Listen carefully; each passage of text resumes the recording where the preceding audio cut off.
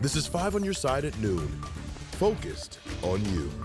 Temperatures are trending upward as we head into the weekend. Here's a live look outside. Summer-like weather is returning. Thanks for being here at noon. I'm Kay Quinn. The mild days we've seen over the past few days, they're behind us. The 90s will return tomorrow. Meteorologist Jim Castillo is here with the weather impact forecast. Yeah, hi Kay. So 88 is the average high temperature, and we're expecting that today. Plenty of sunshine out there right now, and looking, that's Interstate 70, looking westward, right over St. Charles. A few high clouds, but it really is a beautiful day out there. Humidity stays in check. It does increase a little bit over the weekend, more so Monday and Tuesday, our hottest days to come. I'll have much more on that in a bit. But the satellite radar shot, a little bit of rain around Kansas City again. Just watching a little disturbance kind of rotating around this area of high pressure right over Oklahoma and Texas. So that expands into the area, and that's why we'll start to see those 90s tomorrow and likely mid and upper 90s to begin our week.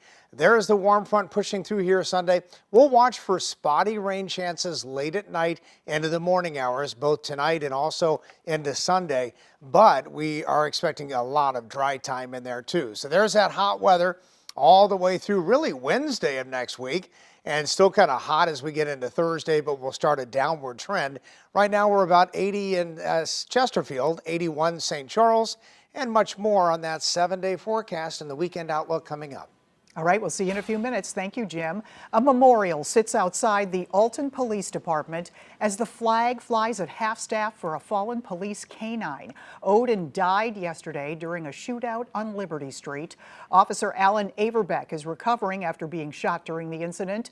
The suspect died. Police are still not commenting on what led to the shooting. We do know a woman was injured in a random shooting near the same area Wednesday night.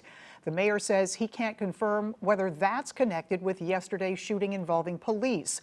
Odin had only been a canine for the department for 2 months. This man faces murder charges in Jefferson County. Prosecutors say Chapter Wagner killed Timothy Geitz Wednesday night.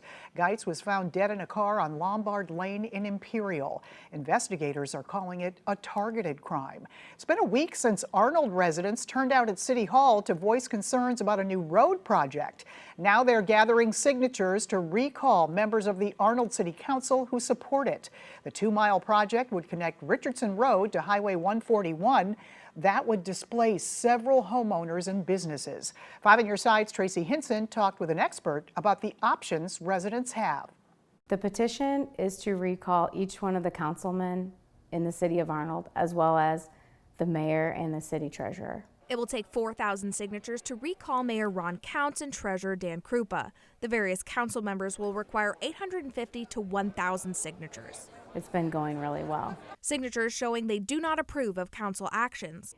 We have 38 homes, 38 families that might be displaced, and several businesses that won't be in business anymore in Arnold. The recall strategy is one eminent domain legal expert Dave Rowland says works. I think the city of Arnold should keep in mind what happened the last time there was a major eminent domain controversy in that city. Longtime Arnold residents will probably remember the dentist's eminent domain case in the early 2000s. Is basically everyone in city government who supported that project was voted out at the next opportunity. Rowland has studied eminent domain for most of his career. He says it's an effective strategy. Focus on making the case to their fellow citizens that this is just a project that should not go forward. In other words, they can focus on public relations in trying to persuade their neighbors, don't do this, and if the city insists on it, let's vote the bums out.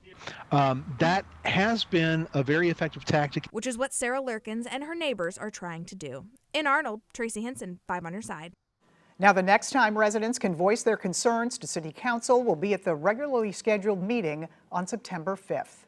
A ban on THC products is being blocked after being rejected by Missouri's Secretary of State.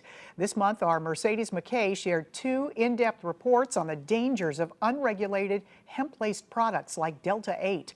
After her second report, Governor Mike Parson ordered stores to remove the products by September 1st, saying the packaging is often marketed toward kids.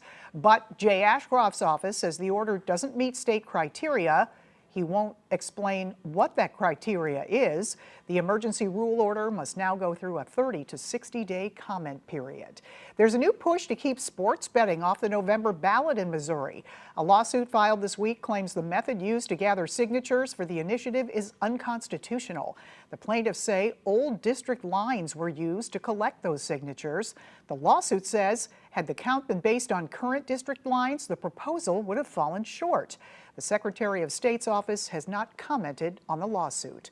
The Democratic National Convention is over, and now the sprint to the finish line is on. NBC's Alice Barr is at the United Center in Chicago with a final recap of the final night.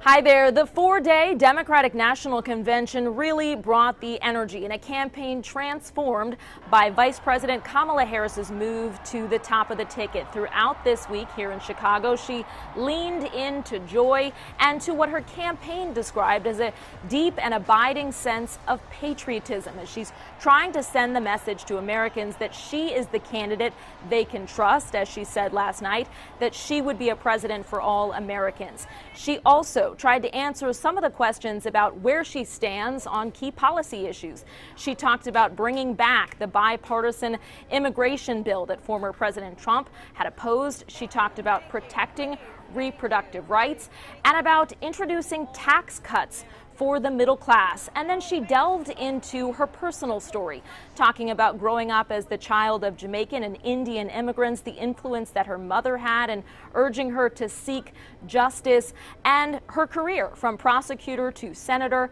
to vice president, and now the first woman of color to lead a major party ticket. The next big mile marker to watch for coming up next month. Vice President Kamala Harris and former President Trump squaring off in their first debate. In Chicago, I'm Alice Barr, NBC News. And our political editor, Mark Maxwell, spent the week in Chicago. He'll have a full wrap-up of the DNC on this week's edition of The Record. It airs Sunday night at 11, right after Sports Plus. Still ahead, redefining snail mail, the reason the U.S. Postal Service is slowing down its service for some. Plus, this man's passion project. Just wait until you see his collection of beer bottles.